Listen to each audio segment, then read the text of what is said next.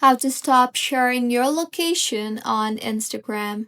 Hello everyone, I am Bishaka and welcome to our channel. Now let's get right into the tutorial. Firstly, go ahead and open the Instagram application on your device and make sure you are signed in.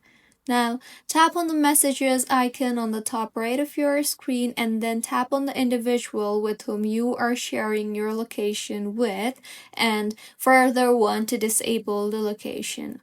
Once you've opened the conversation, you will see the view option beside the location that you are sharing. So tap on the view option you see there and you will then see the option for stop sharing location. Tap on it and with this, the location sharing will be stopped and the user will no longer be able to view your location. So this is how you can stop sharing your location on Instagram. If you find this tutorial helpful, please like the video and do comment if you have any queries. Also, do subscribe to our channel for more helpful tutorials like this. See you on the next one.